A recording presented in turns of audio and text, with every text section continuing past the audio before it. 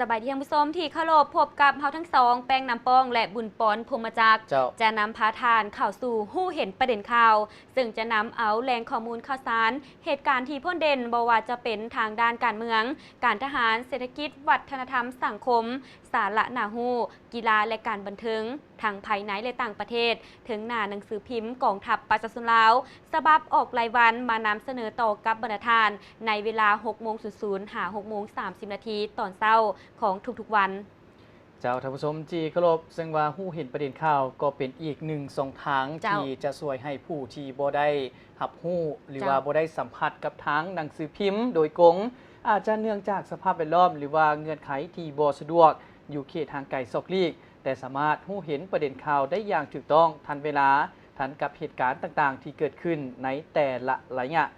ท่านผู้ชมซึ่งว่าในมื้อนี้เฮาก็ได้นำเอาหนังสือพิมพ์กองทัพประชาชนลาวฉบับวันที่11 พฤษภาคม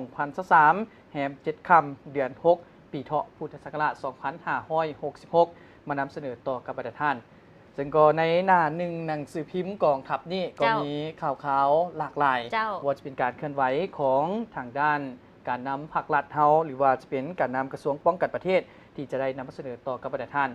ซึ่งว่าในข่าวทัพอิฐนี้เราจะนำเสนอข่าวของสหายทองลุ้นศรีสุริตต้นหับหัวหน้ากลุ่มใหญ่เสนาธิการกองทัพประชาชนเวียดนามในวันที่ 10 พฤษภาคม 2023 นี้สหายทองลุ้นศรีสุริตเลขาธิการใหญ่คณะบริหารงานศูนย์กลางพรรคประชาชนปฏิวัติลาวประธานประเทศแห่งสาธารณรัฐประชาธิปไตยประชาชนลาว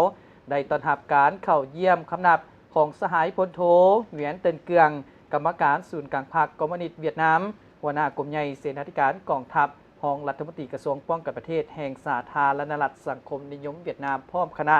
ในโอกาสที่ได้เดินทางมาเยี่ยมยามและเฮ็ดเวียกอยู่สาธารณรัฐประชาธิปไตยประชาชนลาวตั้งแต่วันที่10-12 พฤษภาคม 2023 นี้ซึ่งการเดินทางมาเยี่ยมยามนี่ก็ถือได้ว่าเป็นประเทศบ้านใกล้เฮือนเคียงและก็เป็นประเทศเพื่อนมิตรยุทธศาสตร์และก็มีสายพัวพันธุ์ที่ดีงามมาตั้งแต่โดนนั้นในนั้นสหายทองลุ้นศรีสุริตก็ได้ตีราคาสูงต่อการเดินทางมาเยี่ยมยามสันทวะไมตรีและเฮ็ดเวียกอยู่สาธารณรัฐประชาธิปไตยประชาชนลาวของสหายพลโทเหวียนเตินเกืองพร้อมโดยคณะในครั้งนี้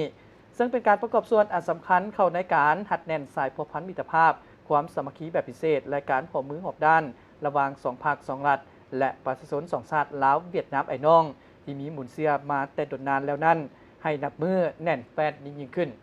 ซึ่งว่าการเดินทางมาเยี่ยมยามสายพัวพันธุ์ระหว่างลาวและเวียดนามนี่เฮาบ่ได้เว้าอย่างหลายเนาะเพราะว่าหลายๆคนก็ฮู้ดีเพราะว่าสายพัวพันธุ์เฮาก็มีมาแต่ดนนานและก็ร่วมสัมพันธ์สู่รบปลดปล่อยประเทศชาติร่วมกันมาเจ้าโดยเฉพาะก็แม่นการร่วมมือรอบด้านร่วมมือแบบพิเศษการร่วมมือรอบด้านและเพื่อเป็นการทัดแน่นสายพัวพันธุ์ให้เจริญงอกงามยิ่งขึ้นเจ้าท่านผู้ชมมาต่อที่สรุปการจะตั้งปฏิบัติแผนการพัฒนากลุ่มบ้านคังเวียงเมืองหมอกแขวงเสียงขวางซึ่งวันในวันที่ 10 พฤษภาคม 2023 นี้ได้มีพิธีสรุปการจะตั้งปฏิบัติแผนการพัฒนากลุ่มบ้านคังเวียงเมืองหมอกแขวงเสียงขวางระยะแต่ปี 2012 หา 2022 และวางทิศทางแผนการในต่อหน้าโดยการเป็นประธานของสหายพลเอกจันทร์สมรจันยราชกรรมการกรมการเมืองศูนย์กลางพรรครองนายกรัฐมนตรีกระทรวงป้องกันประเทศมีสหายพลตรีวงคำพรหมกรกรรมการศูนย์กลางพรรครองรัฐมนตรีกระทรวงป้องกันประเทศและทั้งเป็นหัวหน้าคณะชี้นำพัฒนากลุ่มบ้านคังเวียงเมืองหมอกแขวงเสียงขวางมีการนำแขวงไซสมบูรณ์แขวงเสียงขวางบริคำไซคณะหับผิดชอบจุดสุมกลุ่มบ้านคังเวียงพัฒนามีคณะผักขอภัยมีคณะผักคณะบรรษาอำนาจการปกครองท้องถิ่นเข้าร่วมซึ่งกลุ่มบ้านคังเวียงระยะผ่านมาโดยถือเอาเวียกงานการศึกษาอบรมการเมืองนำพาณิชย์เป็นก๊กหันลงก่อสร้างหักฐานการเมืองพัฒนาชนบทหอบด้านตามแนวทางนโยบายของพรรครัฐบาลเป็นแนวหลังยุทธศาสตร์ถือเอาการพัฒนาเศรษฐกิจเป็นใจกลางโดยติดแน่นกับการพัฒนาสังคมการอนุรักษ์รักษาวัฒนธรรมอันดีงามและการปกปักรักษาสิ่งแวดล้อมตามทิศยืนยงสมทบอย่างกลมเกลียวระหว่างการพัฒนาเศรษฐกิจกับเวียกงานป้องกันชาติป้องกันความสงบติดพันกับเวียกงาน ป้องกันชาติป้องกันความสงบและการลดผ่อนความทุกข์ยากของประชาชนยกระดับชีวิตการเป็นอยู่ทางด้านวัตถุและจิตใจให้สูงขึ้นเทื่อละก้าวภาครัฐบาลได้มอบให้กระทรวงป้องกันประเทศบรรดาองค์การกระทรวงต่างๆในขอบเขตได้หันลงกำลังลงก่อสร้างหากฐานการเมืองและพัฒนาชนบทรอบด้านอย่างแข็งแรงตาม4เนื้อใน4คาดหมายติดพันกับเวียกงาน3สั่งของพรรคซึ่งเห็นได้ว่าทางรัฐมนตรีกระทรวงป้องกันประเทศของพวกเขาก็ได้ยึดมั่นแนวทางการพัฒนาชนบทรอบด้านติดพันกับเวียกงานก่อสร้างพรรคเจ้าท่านผู้ชมซึ่งว่ากลุ่มบ้านคังเวียงนี่ก็ถือได้ว่าเป็นอีกหนึ่งกลุ่มบ้านที่ได้มีการพัฒนาขึ้นเรื่อยๆบ่ว่าจะเป็นทางด้านเรื่องของพื้นฐานโครงลางเรื่องถนนหนทางเรื่องน้ำประปาหรือจะเป็นสิ่งอำนวยความสะดวกอย่างต่างๆทางพรรคและรัฐบาลโดยเฉพาะกระทรวงป้องกันประเทศก็ได้เอาใจใส่ในการพัฒนาบ้านดังกล่าวให้มีความเจริญรุ่งเรืองขึ้นเรื่อยๆเจ้าท่านผู้ชมต่อไปเฮาจะให้ประธานได้ไปที่ตามรับชมข่าวหัวหน้ากลุ่มใหญ่เสนาธิการกองทัพประชาชนเวียดนามเยี่ยมยามสาธารณรัฐประชาธิปไตยประชาชนลาววันที่ 10 พฤษภาคม 2023 นี้อยู่ที่กระทรวงป้องกันประเทศแห่งสาธารณรัฐประชาธิปไตยประชาชนลาวได้จัดพิธีต้อนรับคณะผู้แทนขั้นสูงกองทัพประชาชนเวียดนามนำโดยสหายพลโทเหวียนเตินเกืองกรรมการศูนย์กลางพรรคคอมมิวนิสต์เวียดนามหัวหน้ากลุ่มใหญ่เสนาธิการกองทัพรองรัฐมนตรีกระทรวงป้องกันประเทศเวียดนามพร้อมคณะอย่างเป็นทางการเนื่องในโอกาสที่เดินทางมาเยี่ยมยามและเฮ็ดเวียกอยู่สาธารณรัฐประชาธิปไตยประชาชนลาวระหว่างวันที่ 10-12 พฤษภาคม 2023 นี้ซึ่งว่าการเดินทางมาเยี่ยมยามในครั้งนี้ก็ได้รับการต้อนรับจากสหายพลโทคำเลียงอุทาไกรสอนกรรมการศูนย์กลางภาครองรัฐมนตรีกระทรวงป้องกันประเทศหัวหน้ากลุ่มใหญ่เสนาธิการกองทัพประชาชนลาวและการเดินทางมาเยี่ยมยามในครั้งนี้ของสหายหัวหน้ากลุ่มใหญ่เสนาธิการกองทัพนั้นในเบื้องต้นเฮาก็ได้รายงานให้ประธานได้รับผู้นำกันได้พบปะกับทางฐานทองหลุนศรีสุริตประธานประเทศแห่งสาธารณรัฐประชาธิปไตยประชาชนลาวอีกด้วยเจ้าและมาทีทหารแขวงบ่อแก้วสรุปถอดถอนบทเรียนเวียกงานป้องกันชาติป้องกันความสงบ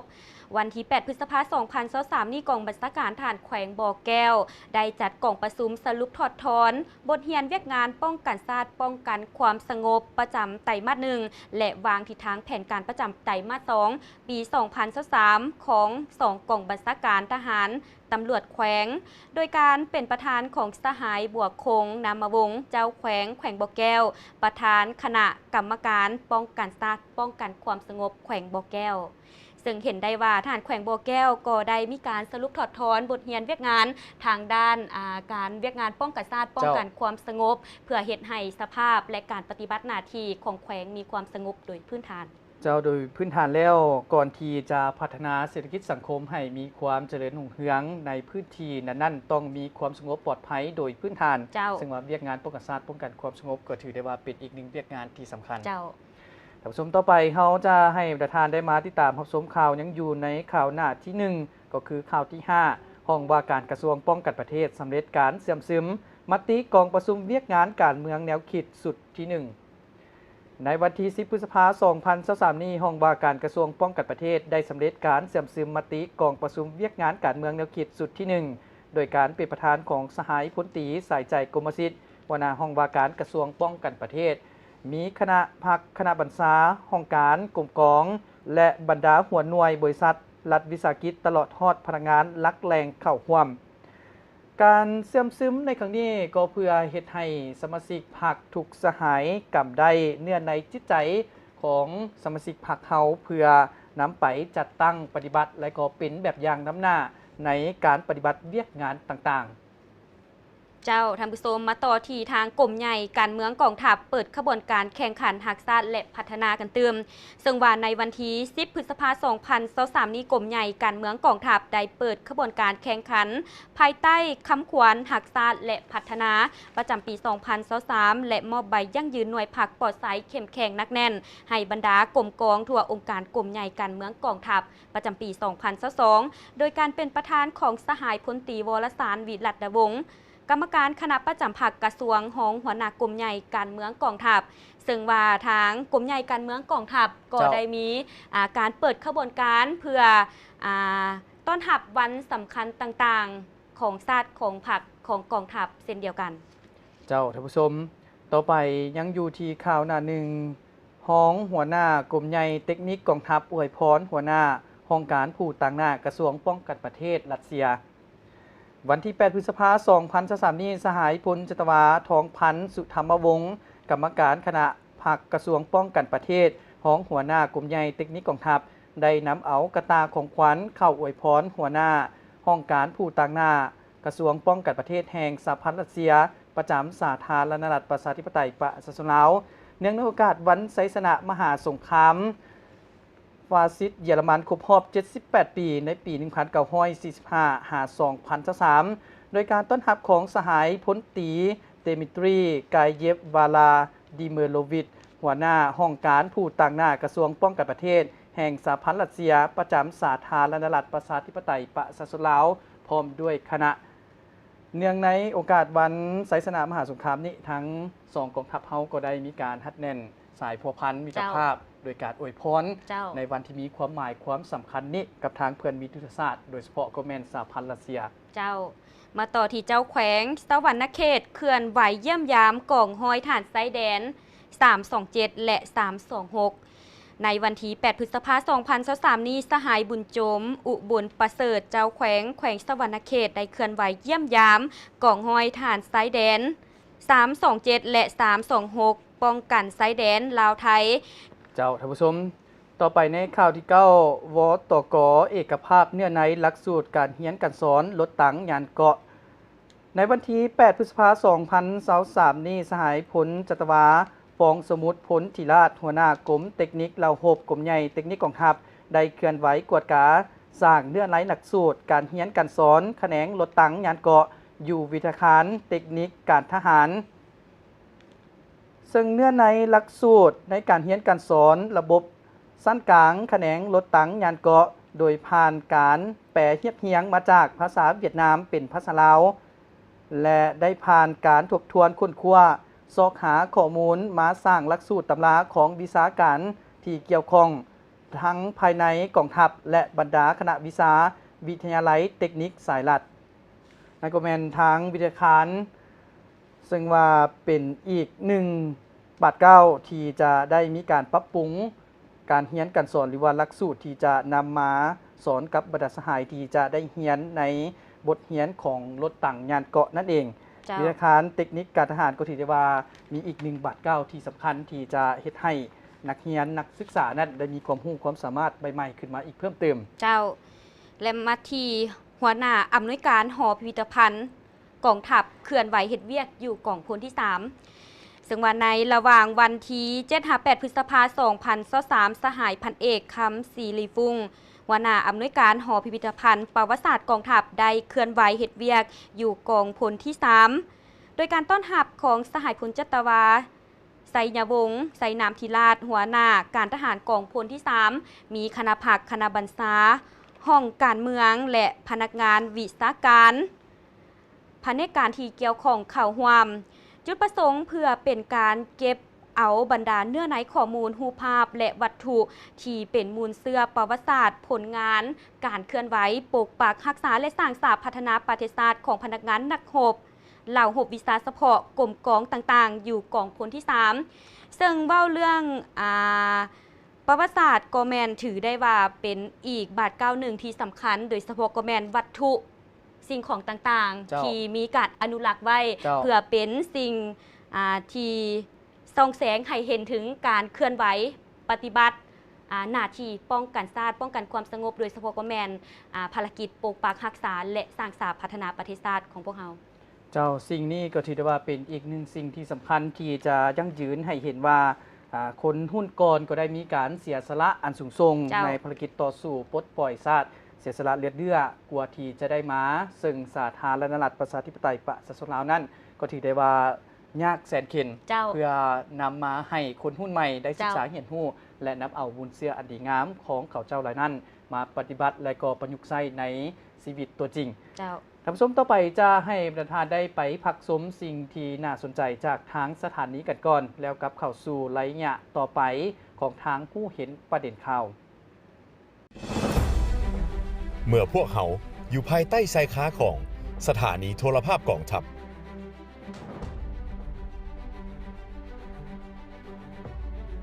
บ่ว่าจะใกล้หรือไกลสะดวกหรือยุ่งยากพวกเขาก็พร้อมที่จะเดินทางไปเอาข้อมูลข่าวสารเพื่อให้ท่านผู้ชมนั้นได้รับชมทันเวลาทันเหตุการณ์เฮาสิบโทวรรณนีสยราชมีความภาคภูมิใจที่ได้รับใช้ประเทศชาติและรับใช้ประชาชน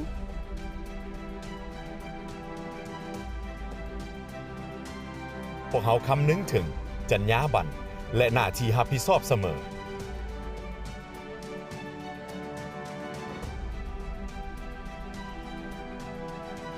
หัวใจหลักของการเฮ็ดเวียกแมนว่องไวชัดเจนครบถ้วนและถูกต้องโทรภาพกองทัพกำเนิดเติบใหญ่ขยายตัวเคียงคู่กับการพัฒนาของกองทัพในระยะใหม่พวกเขามีความพร้อมทางด้านบุคลากรอุปกรณ์และจิตใจอันเป็นหนึ่งเดียวในการนำเสนอข่าวสารการเคลื่อนไหวของกองทัพประชาชนลาวก็คือประเทศชาติพวกเขามีการวางแผนพัฒนาปรับปรุงการเฮ็ดเวียกในทุกๆอาทิตย์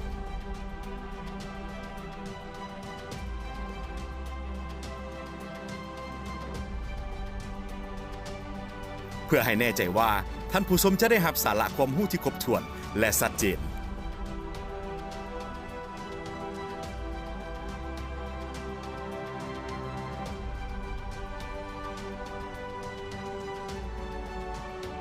โทรภาพกองทัพประชาชนลาวมุ่งมั่นก้าวไกล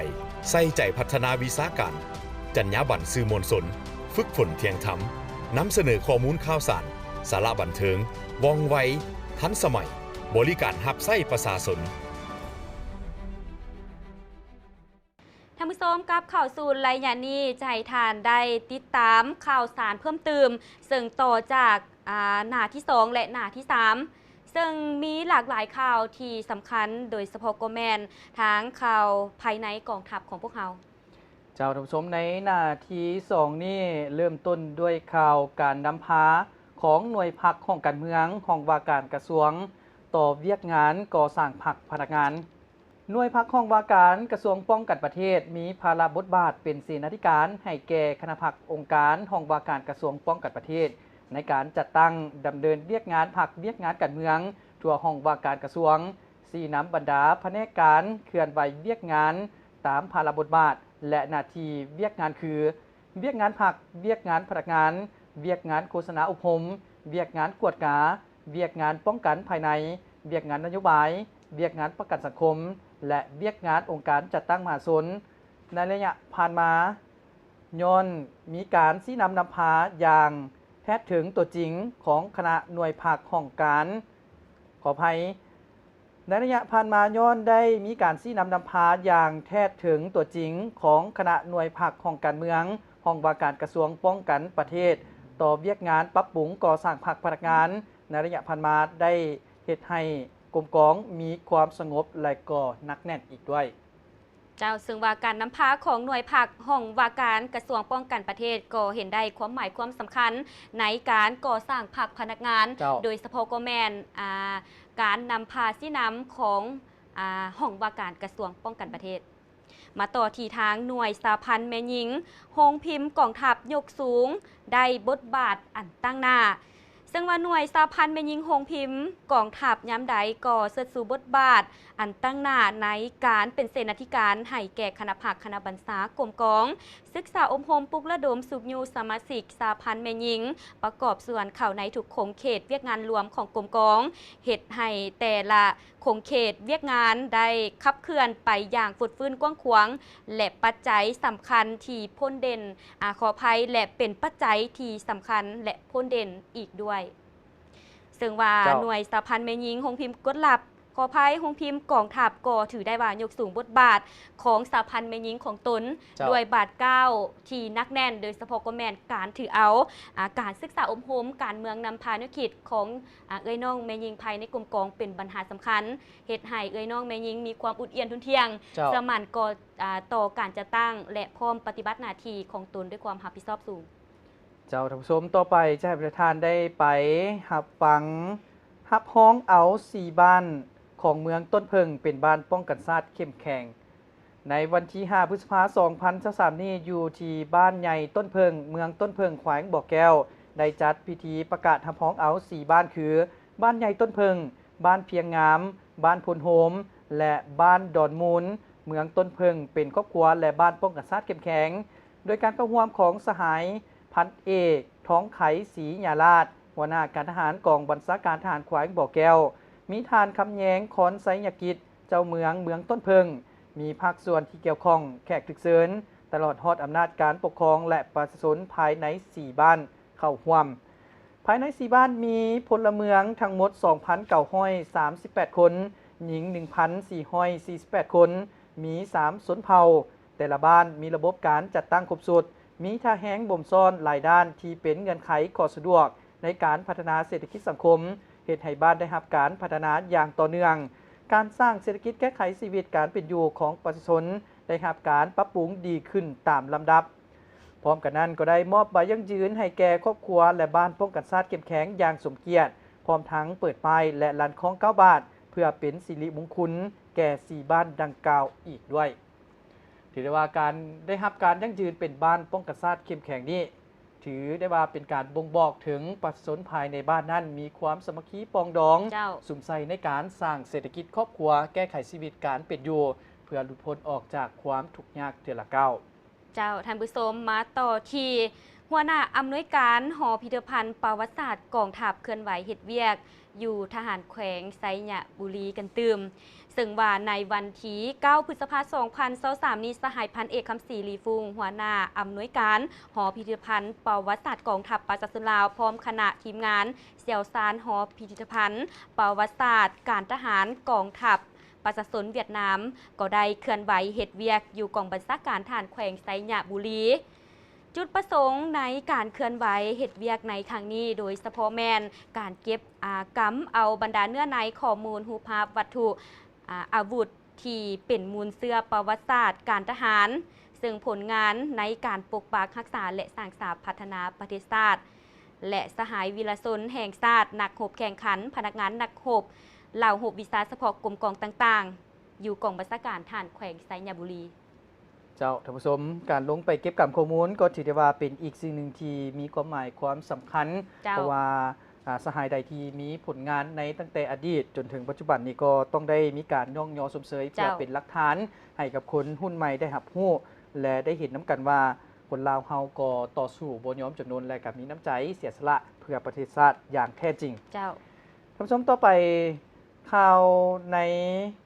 หน้าที่3ก็คือกองพัน414สรุปขบวนการก่อสร้างหน่วยพักปลอดภัยเข้มแข็งนักแน่นในวันที่3 พฤษภาคม 2023 นี้กองพัน414กองพันใหญ่301กองพลที่ 3ได้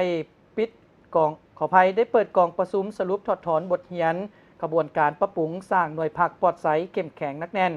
โดยการเป็นประธานของสหายพันโทสุขสวัสดิ์แก้วประเสริฐเลขาคณะพักฮักฐานหัวหน้าการเมืองกองพัน414ในนั้นใน1 ปีผ่านมาคณะพักได้ชี้นำพาปรับปรุงก่อสร้างพักก่อสร้างองค์การจัดตั้งมาสนให้มีความนักแน่นเข้มแข็งในทุกด้านเจ้านั้นก็แมนข่าวจากทางกองพัน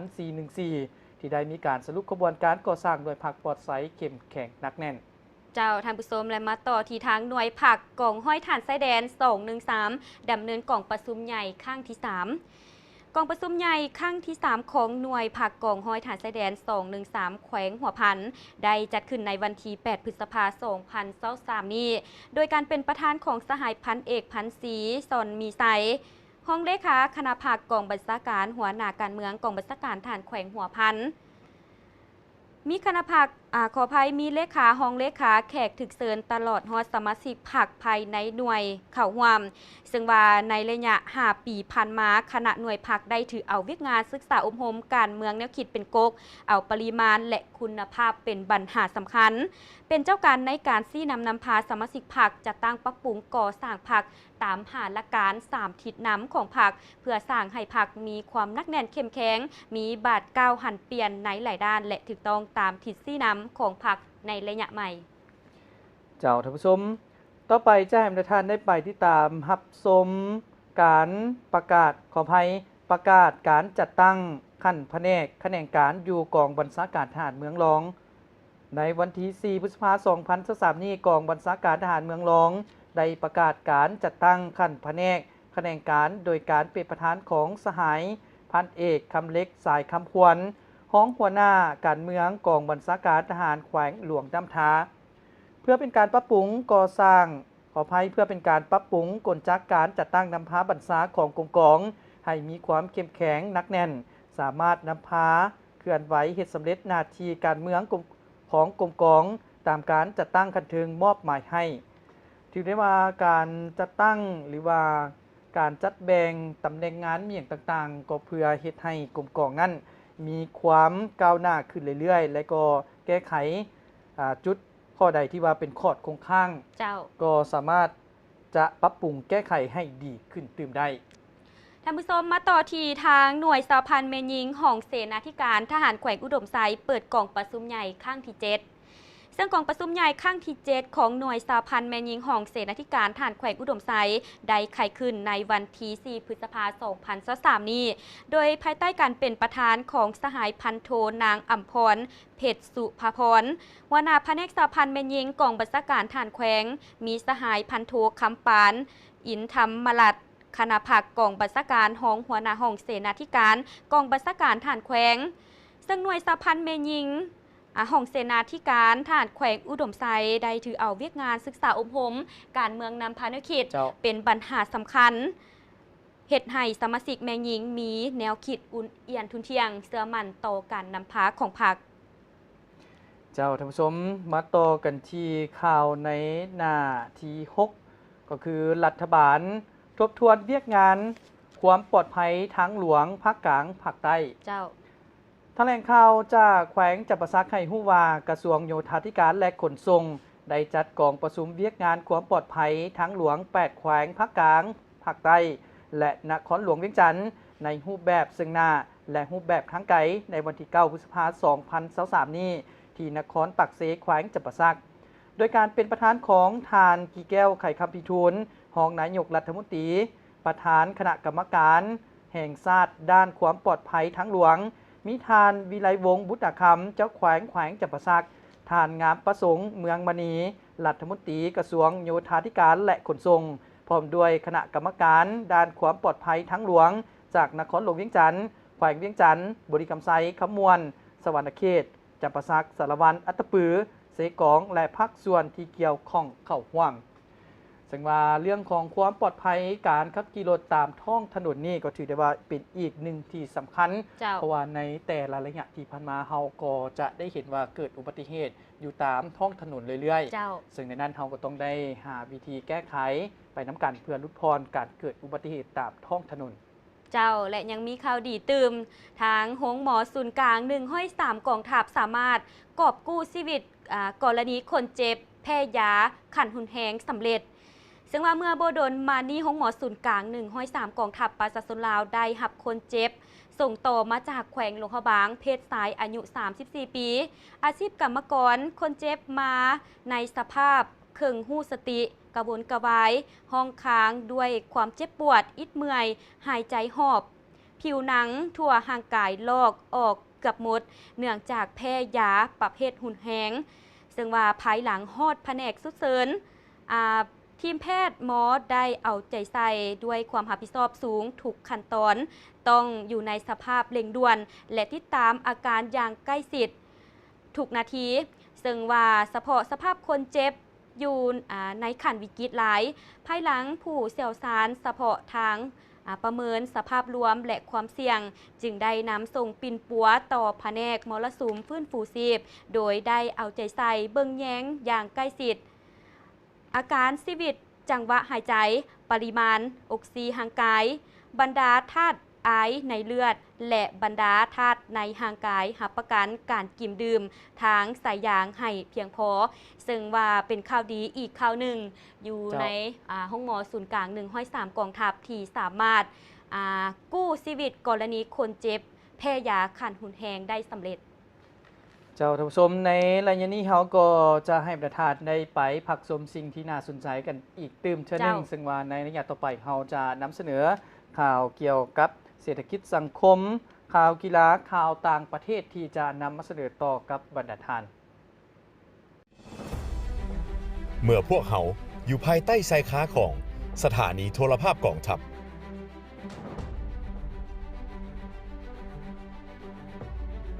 บ่ว่าจะใกล้หรือไกลสะดวกหรือยุ่งยากพวกเขาก็พร้อมที่จะเดินทางไปเอาข้อมูลข่าวสารเพื่อให้ท่านผู้ชมนั้นได้รับชมทันเวลาทันเหตุการณ์ เฮา10โทวรรณณีสยาราชมีความภาคภูมิใจที่ได้รับใช้ประเทศชาติและรับใช้ประชาชน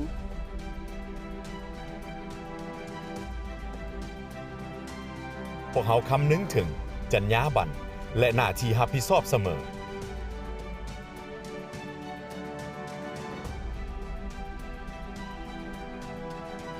หัวใจหลักของการเฮ็ดเวียกแมนว่องไวสัดเจนครบถ้วนและถูกต้องโทรภาพกองทัพกำเนิดเติบใหญ่ขยายตัวเคียงคู่กับการพัฒนาของกองทัพในระยะใหม่ พวกเขามีความพร้อมทางด้านบุคลากรอุปกรณ์และจิตใจอันเป็นหนึ่งเดียวในการนำเสนอข่าวสาร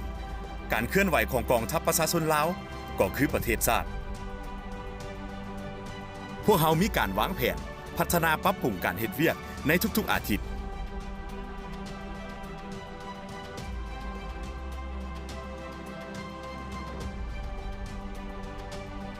เพื่อให้แน่ใจว่าท่านผู้ชมจะได้รับสาระความรู้ที่ครบถ้วนและชัดเจน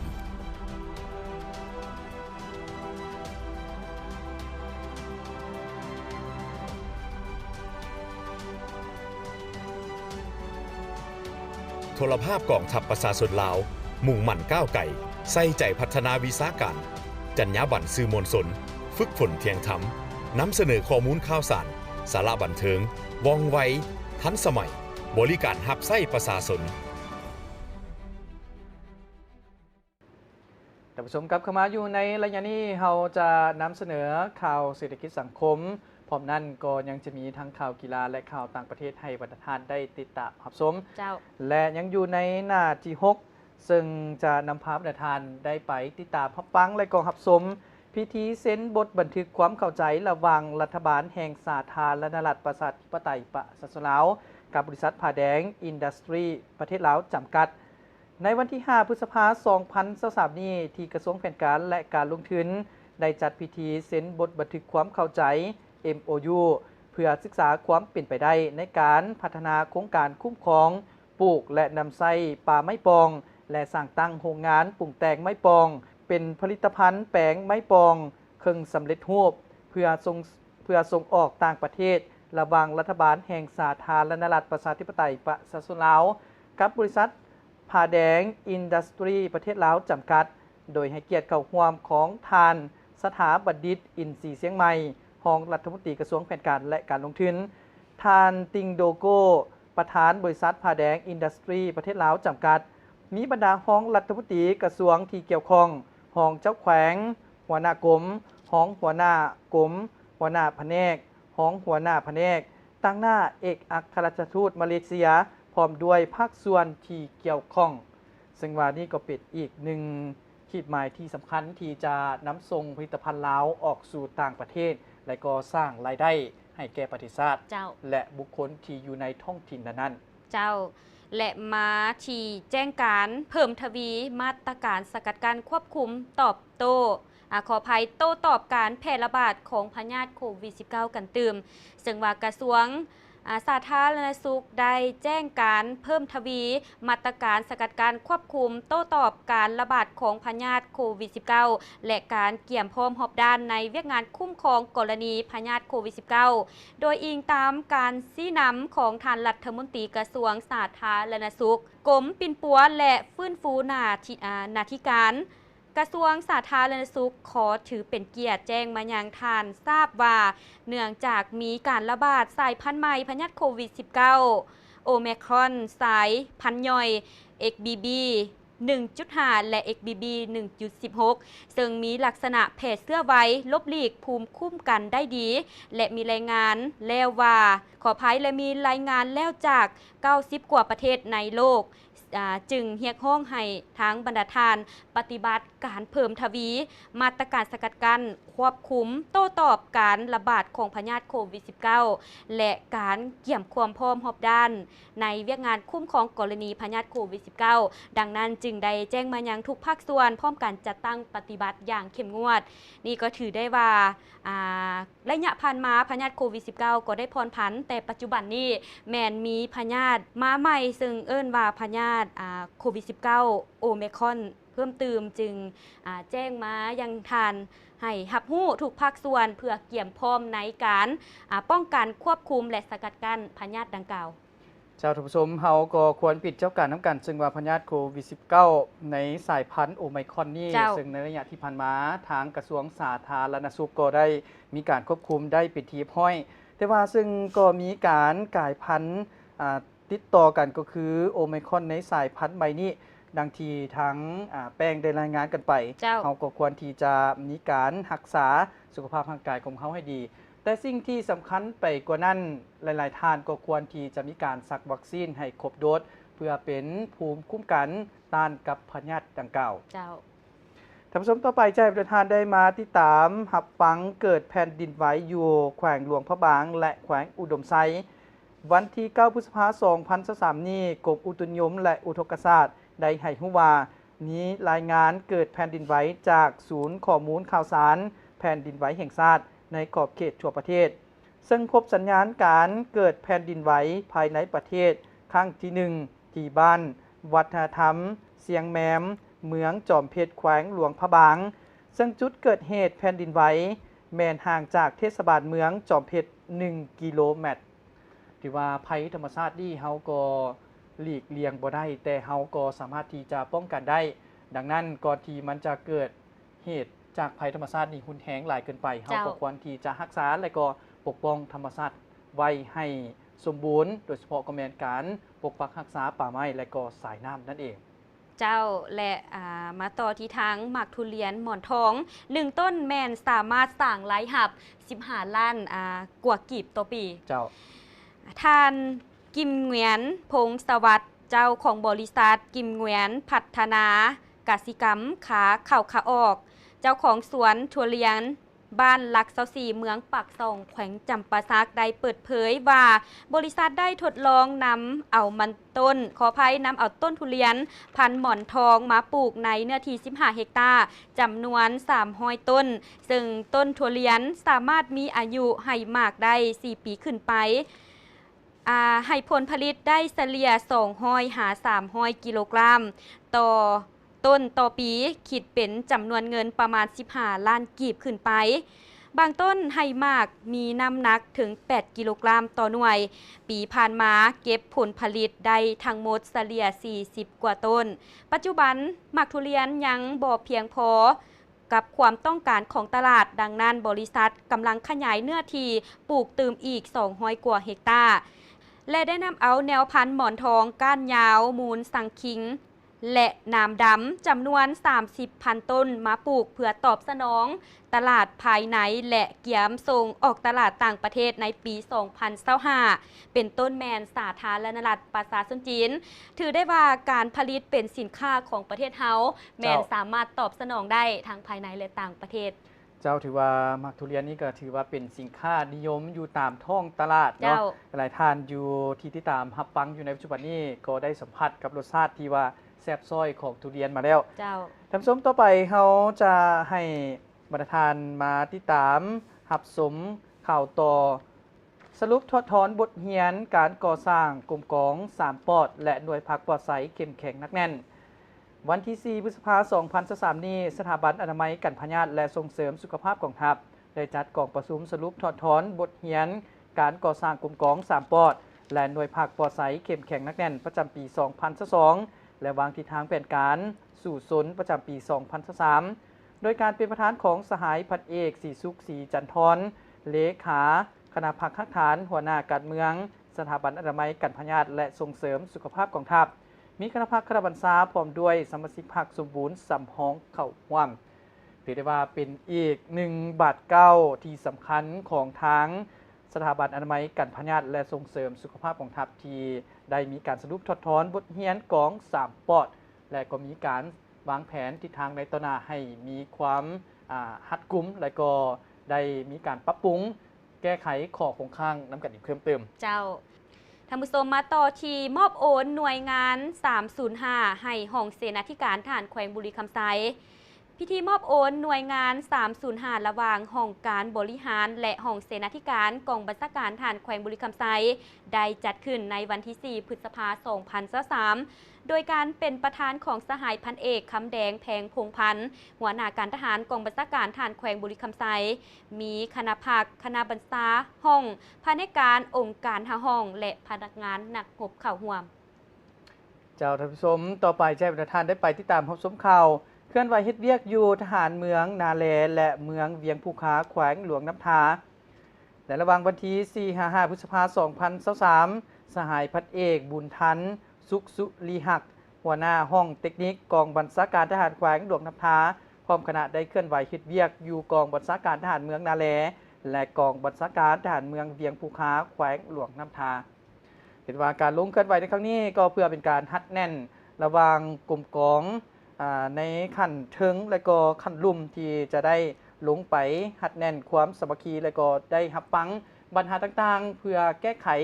ปัญหาที่อาจจะเกิดขึ้นในระยะต่อไปนั่นเองเจ้าและมาที่หน่วยผักสำนักกองพัน791กองพันใหญ่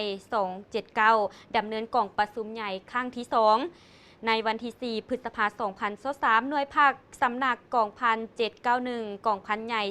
297ได้ดำเนินกองประชุมใหญ่ครั้งที่ 2โดยการเป็นประธานของสหายพันโทมีสอนคำเมืองคุณห้องเลขาคณะพักหักฐานหัวหน้าการทหารกองพัน791กองพันใหญ่279ซึ่งว่ามีคณะพักคณะหน่วยพักและสมาชิกพักสมบูรณ์สำห้องเข้าร่วมท่านผู้ชมต่อไปเขาจะให้ท่านได้ไปติดตามหับสมข่าวต่างประเทศซึ่งว่าอยู่ในนี้จะมีอยู่ประมาณ2หรือว่า3ข่าวที่จะนำเสนอต่อกับบรรดาท่านเริ่มต้นที่ข่าวบทบาทของอาเซียนในสภาพการใหม่ด้วยหัวข้ออาเซียนขอบขนาดใหญ่จุดศูนย์กลางขออภัยจุดสูงของการเติบโตกองประชุมสุดยอดอาเซียนครั้งที่42ได้ไขขึ้นอย่างเป็นทางการอยู่เกาะลาบัวบาโจประเทศอินโดนีเซียซึ่งได้ยั่งยืนความปรารถนาและความมานะพยายามของบรรดาประเทศสมาชิก